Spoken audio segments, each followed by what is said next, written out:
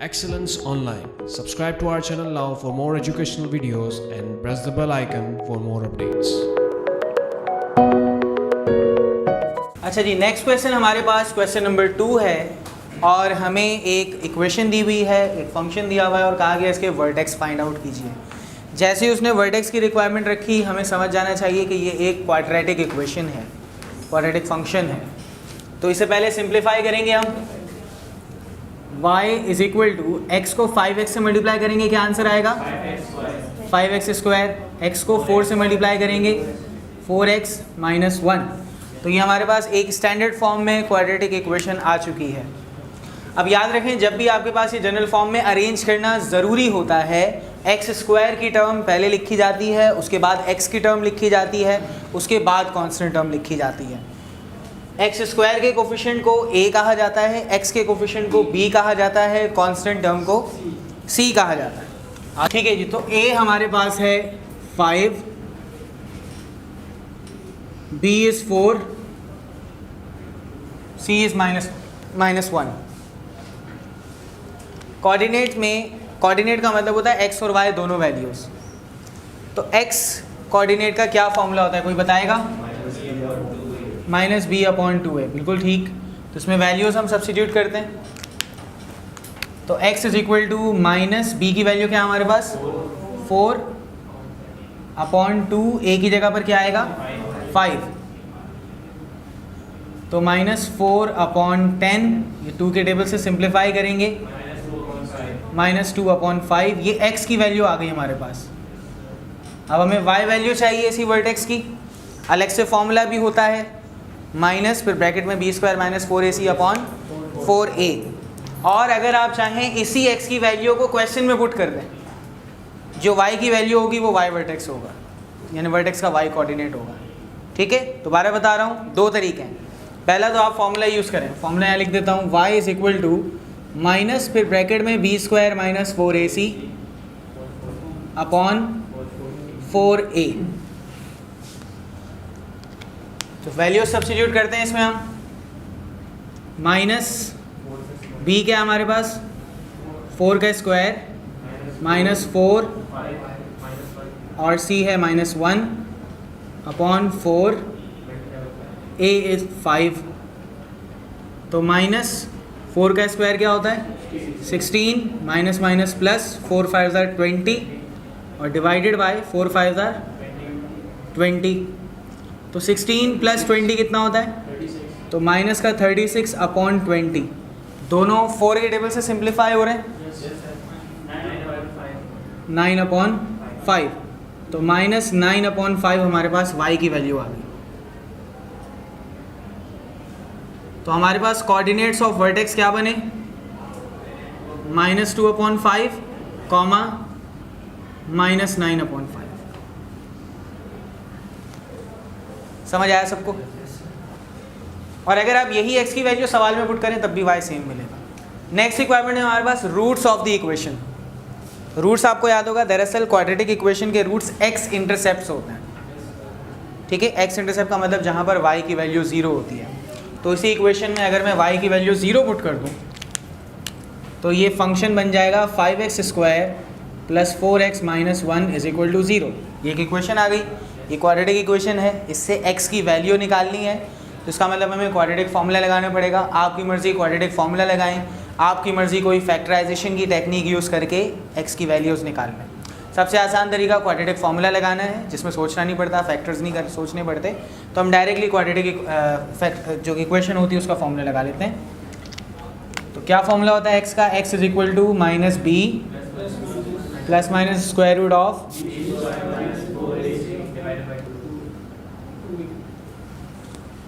ठीक है।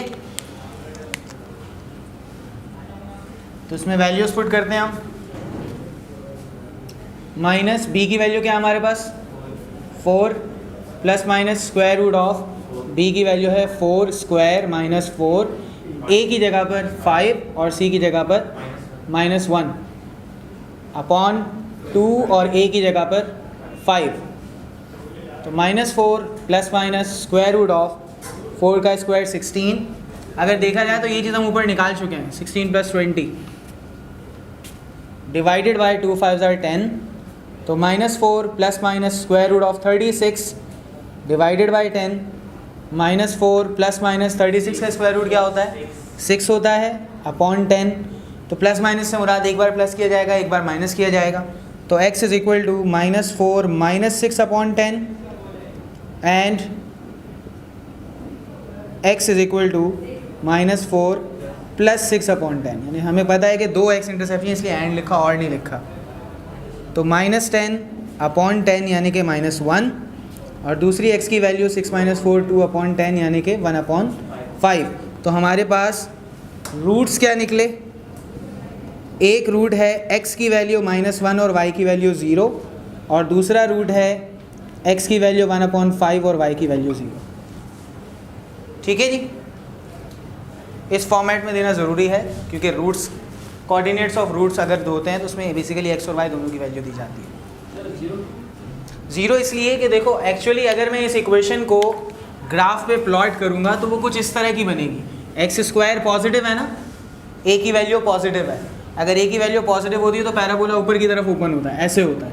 तो जब मैं इसका ग्राफ बनाऊँगा तो ये दो इसके रूट्स हैं, तो अगर ये दो इसके रूट्स हैं तो यहाँ पर x की वैल्यू तो हमारे पास है -1 सपोज, ये यूँ है x की वैल्यू -1 है और यहाँ x की वैल्यू 1/5 है।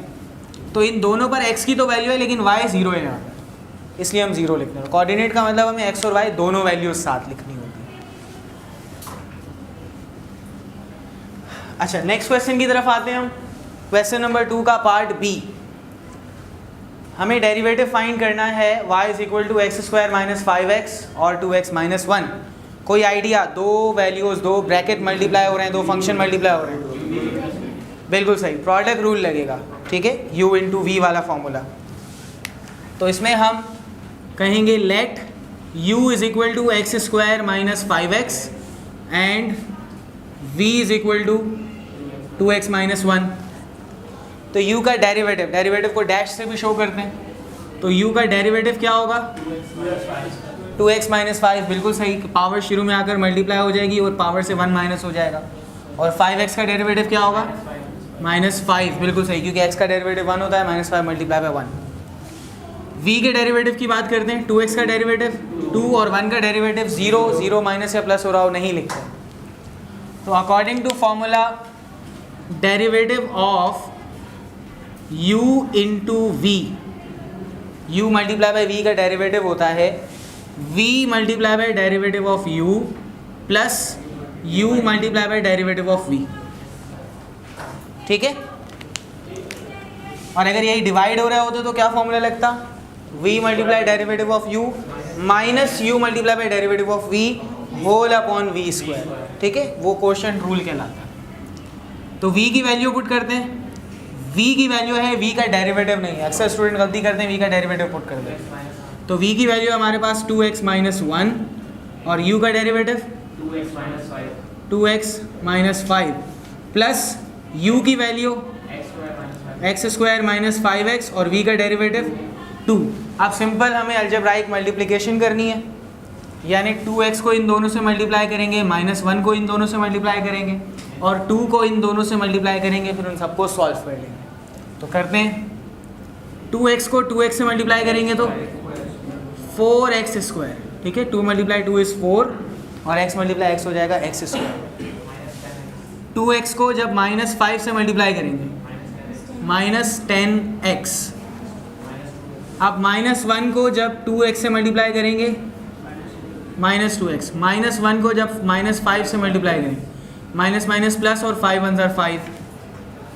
ठीक है, इसी तरह 2 को x² से मल्टीप्लाई करेंगे, 2x², 2 को -5x से मल्टीप्लाई करेंगे -10x। तो अब हमें इनको सिंप्लीफाई करना है, 4x² और 2x², 6x², माइनस का 10x और माइनस का 2x, माइनस का 12 और माइनस का 10, माइनस का 22, प्लस 5 और कोई कांस्टेंट नहीं है तो प्लस 5, और ये हमारे पास आंसर आ गया 6x² - 22x + 5। Clear? Question number 3 की तरफ आते हैं। उसने हमें एक्स इंटरसेप्ट और वाई इंटरसेप्ट क्वेश्चन में दिया है और कहा गया कि इक्वेशन इन जनरल फॉर्म निकालिए। तो अगर आपको याद हो, हमने स्टैंडर्ड जो equation of straight line find out करते हैं उसके डिफरेंट फार्मूला पढ़े थे, ठीक है। एक हमने पढ़ा था 2 पॉइंट फॉर्म कि अगर 2 पॉइंट गिवन हो x1 y1 x2 y2। फिर हमने पढ़ा था पॉइंट स्लोप फॉर्म, अगर पॉइंट हो या फिर स्लोप हो तो y2 minus y1 upon m into x minus x1, y minus y1 into फिर इक्वल टू m और m x माइनस x1। और उसके बाद हमने स्लोप और इंटरसेप्ट फॉर्म पढ़ी थी, y is equal to mx plus c। और एक 2 इंटरसेप्ट फॉर्म पढ़ी थी जिसमें x इंटरसेप्ट और y इंटरसेप्ट गिवन हो, x upon a plus y upon b is equal to 1, ठीक है। तो हमें वो फॉर्म यूज़ करनी पड़ेगी, 2 इंटरसेप्ट गिवन है और इक्वेशन पूछी गई। तो x इंटरसेप्ट को हमने a का नाम दिया है, y इंटरसेप्ट को b का नाम दिया। तो according to formula x upon a plus y upon b बराबर होता है 1 के। तो इसमें वैल्यूज पुट करते हैं। x अपॉन a क्या है हमारे पास 2 प्लस y अपॉन b क्या है हमारे पास minus 1 upon 3 is equal to 1। ये y से पूरा फ्रैक्शन डिवाइड हो रहा है, अगर हम इसको मल्टीप्लाई में चेंज करें तो ये फ्रैक्शन रेसिप्रोकल हो जाएगा। तो ये होगा x upon 2 minus 3 upon 1 y is equal to 1। तो नीचे डिनोमिनेटर में 1 हो, लिखने की ज़रूरत नहीं है। आंसर आ चुका है लेकिन जनरल फॉर्म में नहीं आया। जनरल फॉर्म का मतलब होता है ax plus b y plus c is equal to 0, यानी पहले x फिर y फिर कांस्टेंट और इक्वल टू 0। तो x y है, कांस्टेंट को यहाँ लाना है, लेकिन इस 2 को ख़त्म करना है। या तो एलसीएम लिया जाए या फिर पूरी इक्वेशन को ही 2 से मल्टीप्लाई कर दिया जाए। अगर पूरी इक्वेशन को हम 2 से मल्टीप्लाई कर देंगे तो ये 2 ख़त्म हो जाएगा और बाकी सब डबल हो जाएंगे। यानी कि 2 multiply by x upon 2 minus 3y is equal to 2 multiply by 1। तो ये 2 से 2 कैंसिल होकर x बचेगा, और जब 2 से 3y मल्टीप्लाई होगा तो 6y इज इक्वल टू 2। तो x minus 6y minus 2 is equal to 0। Answer आ चुका। क्लियर? रेसिप्रोकल इसलिए कि फ्रैक्शन डिवाइड हो रहा है ना, फ्रैक्शन को जब मल्टीप्लाई में कन्वर्ट करोगे तो वो 3/1 हो जाएगा, ठीक है। अगर किसी न्यूमरेटर के नीचे डिनोमिनेटर पूरा एक फ्रैक्शन हो तब हम उसको रेसिप्रोकल कर सकते हैं। यहीं पर सवाल ख़त्म नहीं हुआ, कहा इसी इक्वेशन का स्लोप बताओ, ठीक है। 2 तरीके हैं। पहला तरीका ये कि एक्स इंटरसेप्ट का मतलब ये होता है जहाँ y 0 होता है, तो आप लिखते हैं इसे 2,0, x की वैल्यू 2 y की वैल्यू 0, और इस पॉइंट को बना दें 0, माइनस 1/3। लेकिन काफ़ी लेंदी फॉर्मूला हो जाएगा क्योंकि फिर स्लोप का फॉर्मूला लगाना पड़ेगा, y2 minus y1 upon x2 minus x1। कर सकते हैं लेकिन बहुत लेंदी तरीका होगा। आसान तरीका, इक्वेशन अगर गिवन हो और आपको अगर उसका स्लोप और y इंटरसेप्ट निकालना हो तो आपको याद होगा हमने कहा था इसको अरेंज करेंगे y equal to mx plus c की फॉर्म में, यानी y को सब्जेक्ट बनाएंगे। तो इसी इक्वेशन को हम दोबारा लेके चलते हैं। x माइनस 6y माइनस 2 बराबर है 0 के। अगर माइनस 6 को दूसरी तरफ शिफ्ट कर दें हम, यानी बोथ साइड 6y प्लस कर दें, तो x minus 2 is equal to 6y हो जाएगा, ठीक है। इक्वेशन की फॉर्म होती है y is equal to mx plus c, यानी सिर्फ y होता है, 6y is equal to mx plus c नहीं होता। तो हमें 6 को यहाँ से रिमूव करना है, तो सबको 6 से डिवाइड कर दो या 6 को वहाँ ले जाओ। जब 6 शिफ्ट होगा तो सबसे डिवाइड होगा, ठीक है। काफ़ी स्टूडेंट गलती करते हैं, 6 यहाँ मल्टीप्लाई हो रहा है सिर्फ x से डिवाइड कर देंगे, वो गलत होता है। पूरी इक्वेशन से मल्टीप्लाई हो रहा है तो पूरी इक्वेशन से ही डिवाइड होगा। अब ये x माइनस 2, x भी 6 से डिवाइड हो रहा है और 2 भी 6 से डिवाइड हो रहा है, तो इसे x अपॉन 6 यानी कि, तो इसे हम माइनस 1/6x कह सकते हैं, और ये 1/3 इज इक्वल टू y, ठीक है। और हमने पढ़ा है y is equal to mx plus c होता है, और हमारे पास y is equal to 1/6x minus 1/3 आ रहा है। तो इसका मतलब m यानी कि स्लोप किसके इक्वल हुआ, 1/6 के, ठीक है। और इससे हमारा आंसर वेरीफाई भी हो रहा है। देखो c का मतलब y इंटरसेप्ट होता है माइनस 1/3, देखो क्वेश्चन में भी वही है, y इंटरसेप्ट माइनस 1/3। क्लियर है? कोई सवाल किसी का? नेक्स्ट क्वेश्चन की तरफ आते हैं। सवाल में इसने कहा find the maximum value of -2x square plus 12x plus 40।